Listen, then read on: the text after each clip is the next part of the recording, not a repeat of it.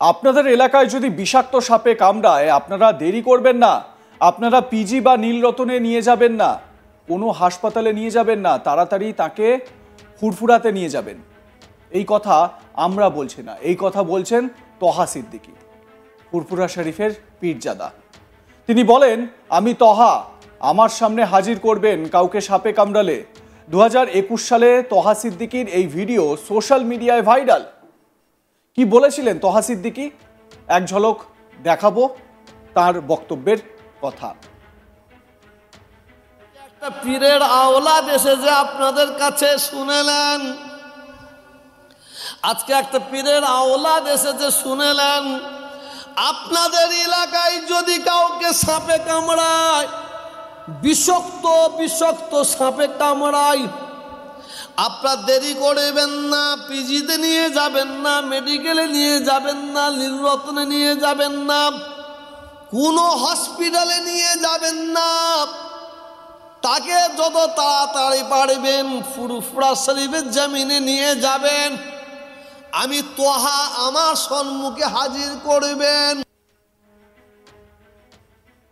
তিনি বলেন, সাপে কাটলে পিজি বা অন্য কোথাও নিয়ে যাওয়ার প্রয়োজন নেই, তাকে তাড়াতাড়ি ফুরফুরাতে নিয়ে যাওয়ার কথা বলেন তহা সিদ্দিকী। তিনি থুতু লাগিয়ে দেবেন আর তাতেই নাকি রোগী ঠিক হয়ে যাবেন।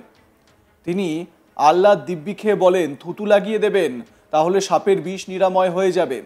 এখানেই শেষ নয়, তিনি বলেন ফুরফুরা আনতে দেরি হলে যে কেউ সাপে কামড়ানোর জায়গাতে থুতু লাগিয়ে দিতে হবে, তখন সাপের বিষ নেমে যাবে। তবে এখানেও তিনি শর্ত দেন, তিনি বলেন থুতু লাগানোর আগে নিজেকে প্রশ্ন করতে হবে যে সেই ব্যক্তি মুসলিম কিনা। শুনুন তহা সিদ্দিকীর বক্তব্য। রাসূলকে সাপে কামড়েছে কেন, কিসের জন্য? এ ওয়াজ আপনারা বহুত বক্তাদের কাছ থেকে শুনেছেন। আমি ফুরফুরার জমিন থেকে ওয়াজটা করতে আসিনি, আমি যেটা বলতেছি যে শুনেলেন। রসুলকে সাপে কামড়ায়, হযরত আবু বকর সিদ্দিক হুজুরকে সাপে কামড়ায়। আল্লাহর নবী, দয়ার নবী আবু বকর সিদ্দিককে বলেন, আবু বকর তোমার চোখে পানি কেন? বলি, ইয়া রাসূলুল্লাহ, আমাকে সাপে কামড়েছে। অনেক ঘটনা যাচ্ছি না। রসুল পাক কি করলেন? যে জায়গায় আবু বকর সিদ্দিক হুজুরের সাপে চবল মেরেছিলেন, কামড়েছিলেন, আল্লাহর নবী কি করেছিল? পানি পড়ে কি খাইয়েছিল? কথা বলছেন না কেন? কোন তাবিজ বেঁধে দিয়েছিল? কথা বলেন। কোন শেখের বেটে খাইয়েছিল? রাসূল আমার কি করলেন? নিজের মুখ মুবারক থেকে একটু থুতু নিয়ে একটু লাগিয়ে দিলেন যে জায়গায় এটা কামড়েছিল। লাগাবার সঙ্গে সঙ্গে সাপের যন্ত্রণা, বিষের যন্ত্রণা সব নিরাময় হয়ে যায়। জোরে বলেন। আজকে একটা পীরের আওলাদ এসেছে আপনাদের কাছে, শুনেলেন। আজকে একটা পীরের আওলাদ এসেছে, শুনেলেন। আপনাদের এলাকায় যদি কাউকে সাপে কামড়ায়, বিষাক্ত বিষাক্ত সাপে কামড়ায়, আপনারা দেরি করবেন না, পিজিতে নিয়ে যাবেন না, মেডিকেলে নিয়ে যাবেন না, নীলরতনে নিয়ে যাবেন না, কোনো হসপিটালে নিয়ে যাবেন না। তাকে যত তাড়াতাড়ি পারবেন ফুরফুরা শরীফের জমিনে নিয়ে যাবেন। আমি তহা আমার সম্মুখে হাজির করবেন। আমি তহা আমার কাছে নিয়ে আসবেন। আল্লাহর কসম খেয়ে বলছি, আমি তহা কি করব? একটু থুতু বের করব মুখ দিয়ে, যে জায়গায় কামড়েছে লাগিয়ে দেব। দিবার সঙ্গে সঙ্গে সাপের বিষ সব নিরাময় হয়ে যাবে। কিন্তু ঘটনা, এত দূর থেকে যখন আপনারা ফুরফুরা শরীফে নিয়ে যাবেন, হয়তো এত বিষ উঠে গেছে, নিয়ে যেতে ওই রুগীটা মরে যেতে পারে। ঠিক না বেঠিক? জোরে বলুন। না না না, আমি তহা আমার কাছে নিয়ে যাবেন না।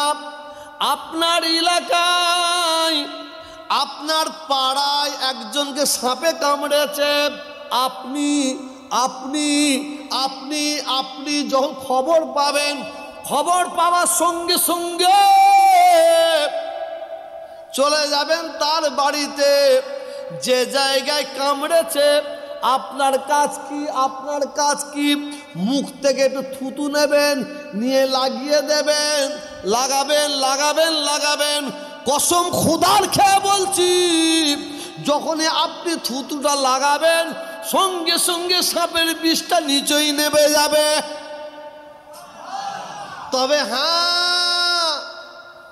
হ্যাঁ আমি তোহা আপনি যখন থুতুটা লাগাবো, মুখ থেকে যখন থুতুটা নেবেন, নিবার আগে একবার নিজেকে জিজ্ঞাসা করবেন আপনি মুসলমান কিনা। বুঝতে পারলেন না?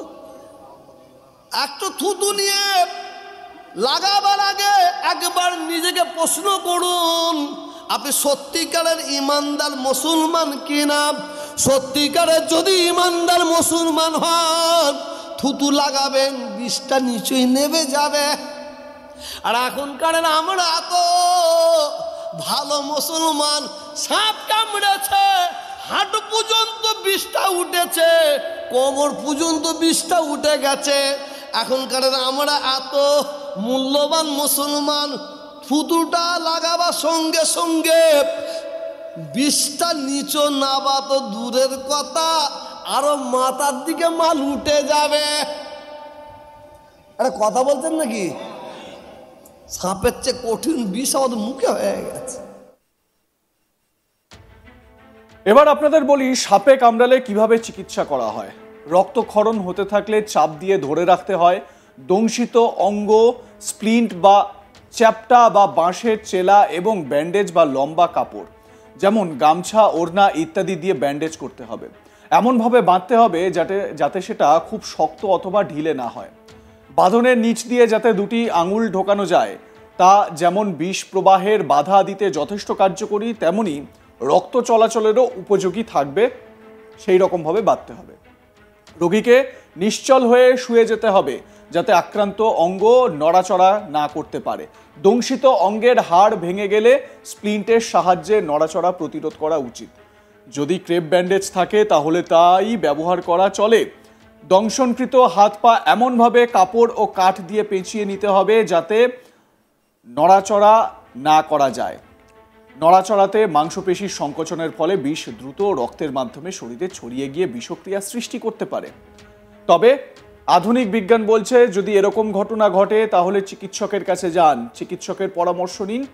বর্তমান যে আধুনিক চিকিৎসা ব্যবস্থা, সেই চিকিৎসা ব্যবস্থাতেই রোগীর চিকিৎসা করান।